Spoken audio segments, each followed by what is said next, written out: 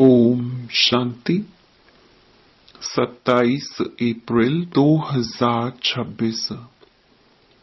बाबा की महावाक्य। मीठे बच्चे, तुम्हें फूल बन सबको सुख देना है। फूल बच्चे मुख से रतन निकालेंगे। प्रश्न: फूल बनने वाले बच्चों प्रति भगवान की कौन सी ऐसी शिक्षा है जिससे वह सदा खुशबूदार बना रही? उत्तर: हे मेरे फूल बच्चे, तुम अपने अंदर देखो कि मेरे अंदर कोई आसुरी अवगुण रूपी कांटा तो नहीं है। अगर अंदर कोई कांटा हो तो जैसे दूसरे के अवगुण से नफरत आती है, वैसे अपने आसुरी अवगुण से नफरत करो तो कांटा निकल जाएगा। अपने को देखते रहो, मनसा वाचा कर्मणा, ऐसा कोई विकर्म तो नहीं होता है जिसका दंड भोगना पड़े। ओम शांति। रूहानी बच्चों प्रति रूहानी बाप बैठ समझाते हैं। इस समय यह रावण राज्य होने कारण मनुष्य सब हैं देही अभिमानी। इसीलिए उन्हों को जंगल का कांटा कहा जाता है। यह कौन समझाते हैं? बेहद का बाप, जो अब कांटों को फूल बना रही है।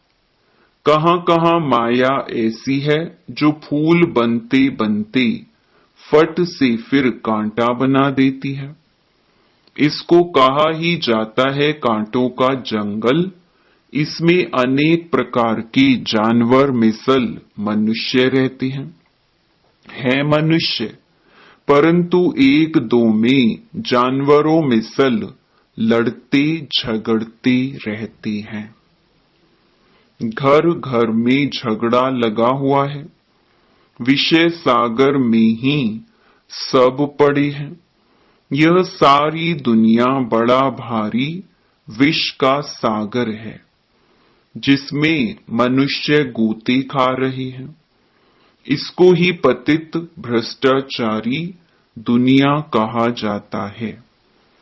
अभी तुम कांटों से फूल बन रहे हो। बाप को बागवान भी कहा जाता है। बाप बैठ समझाते हैं। गीता में है ज्ञान की बातें, और फिर मनुष्यों की चलन कैसी है वह भागवत में वर्णन है। क्या क्या बातें लिख दी हैं। सतयुग में ऐसे थोड़े ही कहेंगे। सतयुग में तो है ही फूलों का बगीचा। अभी तुम फूल बन रहे हो। फूल बनकर फिर कांटे बन जाते हैं। आज बड़ा अच्छा चलते, फिर माया के तूफान आ जाते हैं। बैठे बैठे माया क्या हाल कर देती है।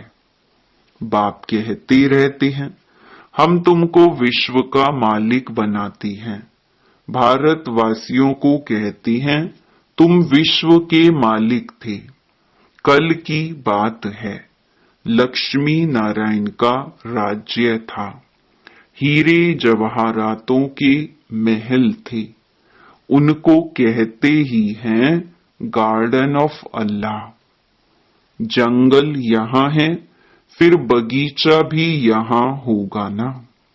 भारत स्वर्ग था, उसमें फूल ही फूल थे। बाप ही फूलों का बगीचा बनाते हैं। फूल बनते बनते फिर संग दोष में आकर खराब हो जाते हैं। बस बाबा हम तो शादी करते हैं, माया का भभका देखते हैं ना। यहां तो है बिल्कुल शांति, यह सारी दुनिया है जंगल।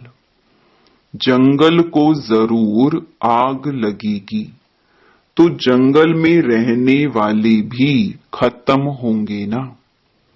वही आग लगनी है जो 5000 वर्ष पहले लगी थी, जिसका नाम महाभारत लड़ाई रखा है। एटॉमिक बॉम्ब्स की लड़ाई तो पहले यादवों की ही लगती है, वह भी गायन है। साइंस से मिसाइल्स बनाई हैं, शास्त्रों में तो बहुत कहानियां हैं। बाप बच्चों को समझाते हैं, ऐसे कोई पेट से थोड़े ही मूसल आदि निकल सकते हैं। अभी तुम देखते हो साइंस द्वारा कितने बॉम्ब्स आदि बनाते हैं।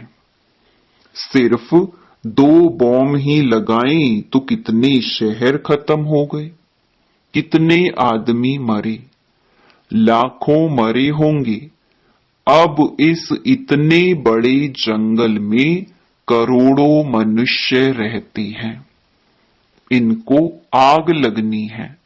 शिव बाबा समझाते हैं, बाप तो फिर भी रहमदिल है, बाप को तो सबका कल्याण करना है। फिर भी जाएंगे कहां? देखेंगे बरोबर आग लगती है तो फिर भी बाप की शरण लेंगे। बाप है सर्व का सद्गति दाता, पुनर्जन्म रहित। उनको फिर सर्वव्यापी कह देते। अभी तुम हो संगम युगी, तुम्हारी बुद्धि में सारा ज्ञान है। मित्र संबंधियों आदि के साथ भी तोड़ निभाना है। उनमें है आसुरी गुण, तुम्हारे में है दैवी गुण। तुम्हारा काम है औरों को भी यही सिखलाना।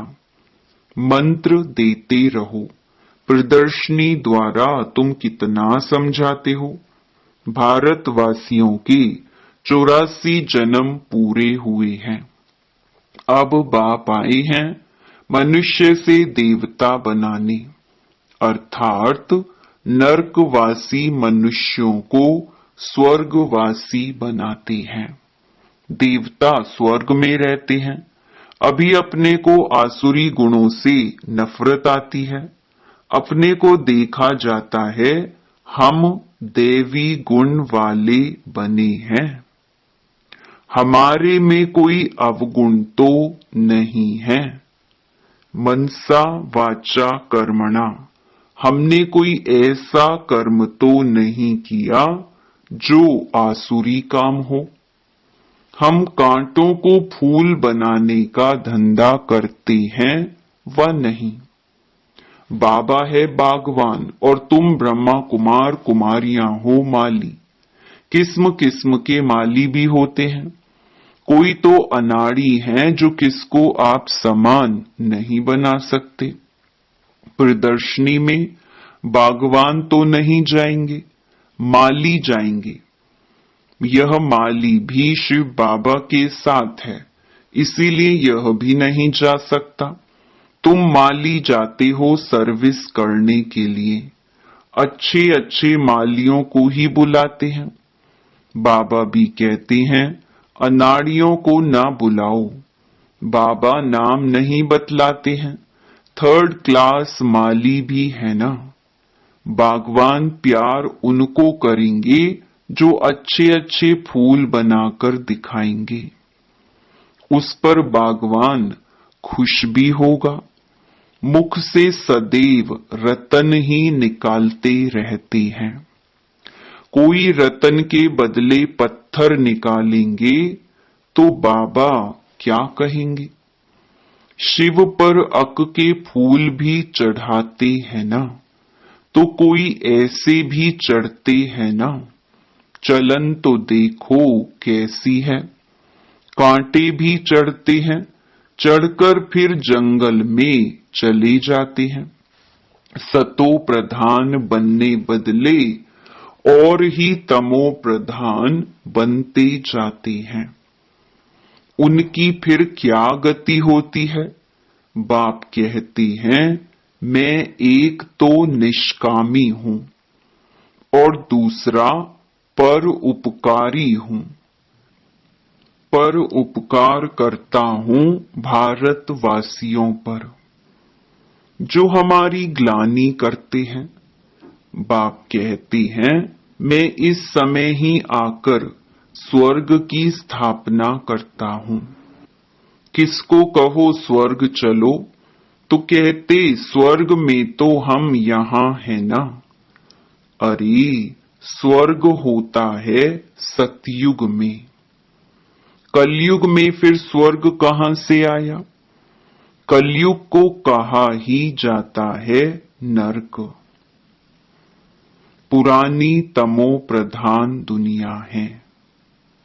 मनुष्यों को पता ही नहीं है कि स्वर्ग कहां होता है। स्वर्ग आसमान में समझते हैं। देलवाड़ा मंदिर में भी स्वर्ग ऊपर में दिखाया है, नीचे तपस्या कर रही है।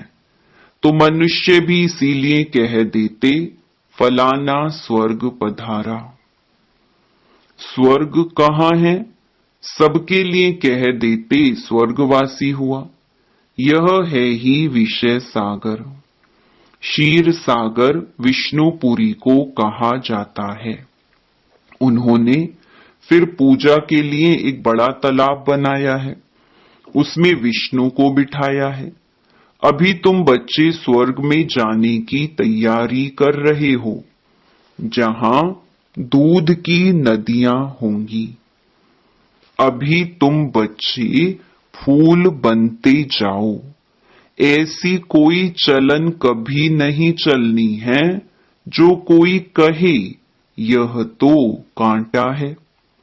हमेशा फूल बनने के लिए पुरुषार्थ करते रहो। माया कांटा बना देती है, इसीलिए अपनी बहुत बहुत संभाल करनी है।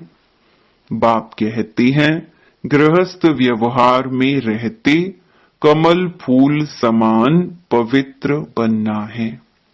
बागवान बाबा कांटों से फूल बनाने आए हैं। देखना है हम फूल बने हैं। फूलों को ही सर्विस के लिए जहां तहां बुलाते हैं।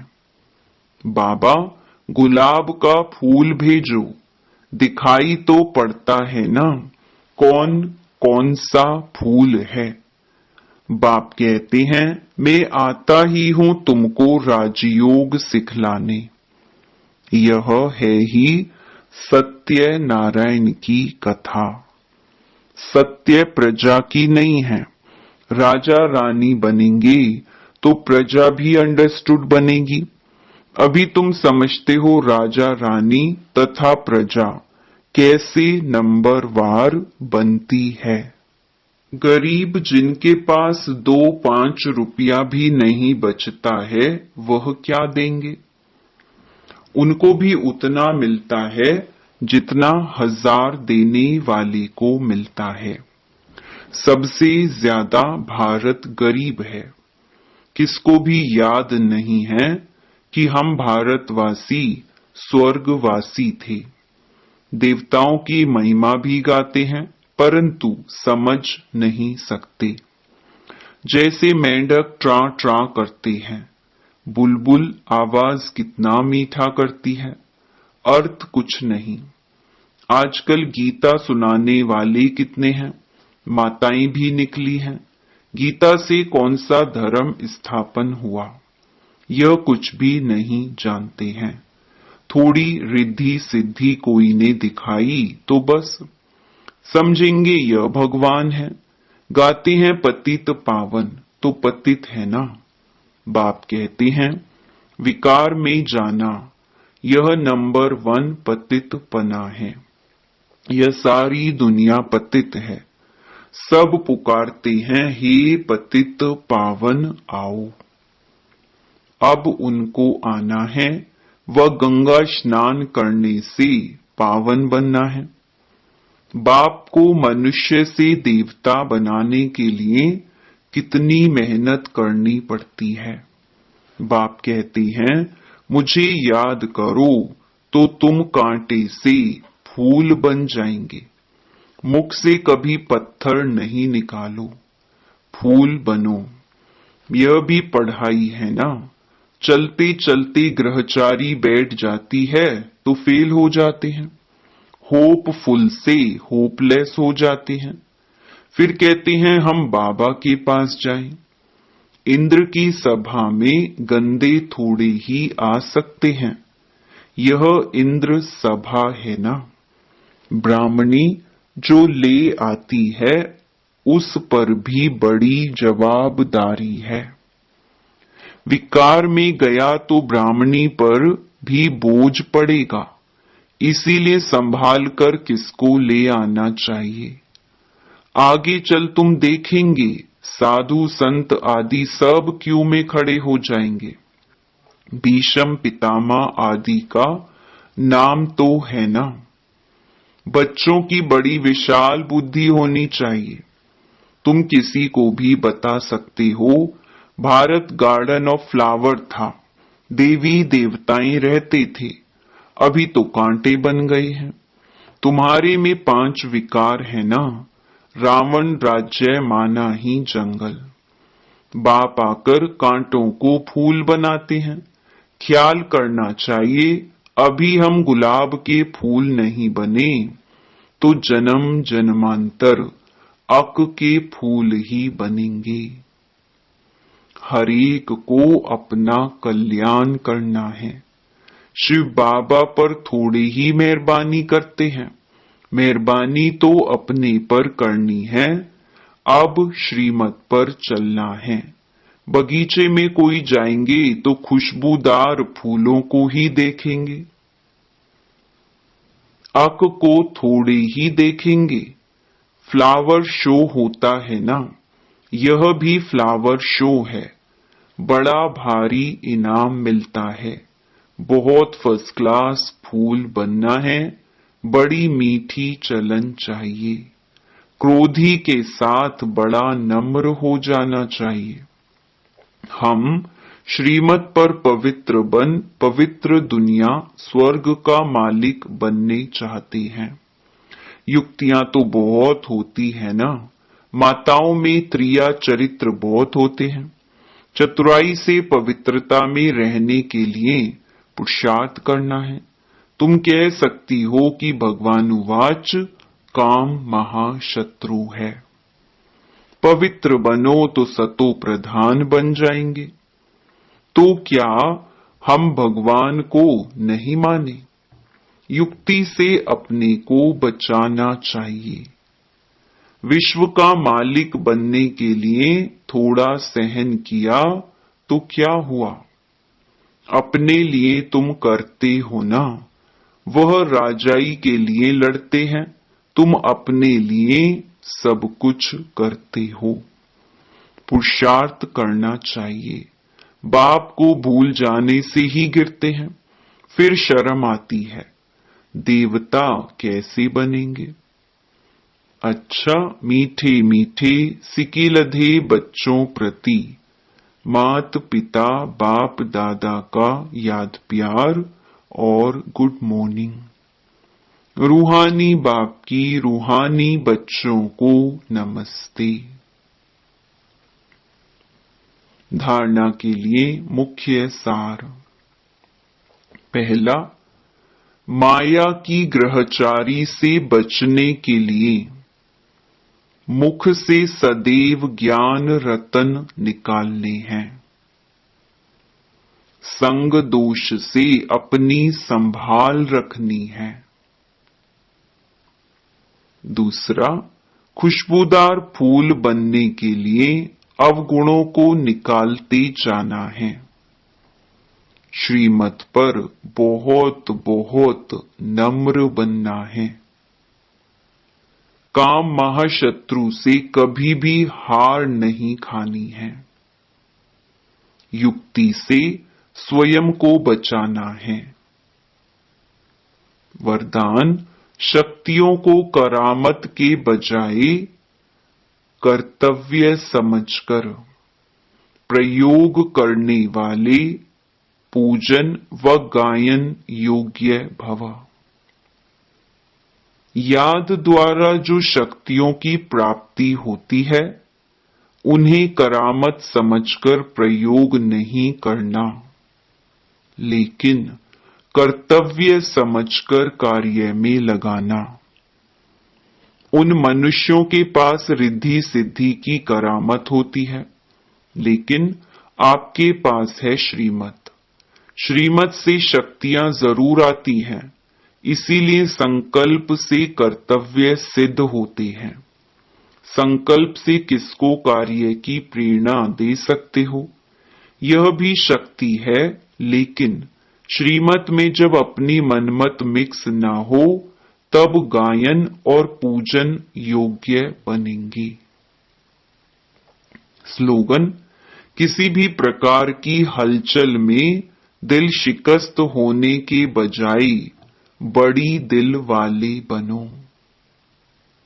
ये अव्यक्त इशारे: महान बनने के लिए मधुरता और नम्रता का गुण धारण करो। जो सरलचित हैं, वही मधुरता के गुण संपन्न हैं, वही सदा हर्षित रहते हैं। हर्षित चित्त हैं तो सबको आकर्षित करते हैं। हर्षित का अर्थ ही है अतीन्द्रिय सुख में झूमना। ज्ञान का सुमिरन करते, अव्यक्त स्थिति का अनुभव करते, अतीन्द्रिय सुख में झूमना, इसको कहा जाता है हर्षित। ऐसा जो हर्षित रहता है, वही आकर्षित करता है। अच्छा, ओम शांति।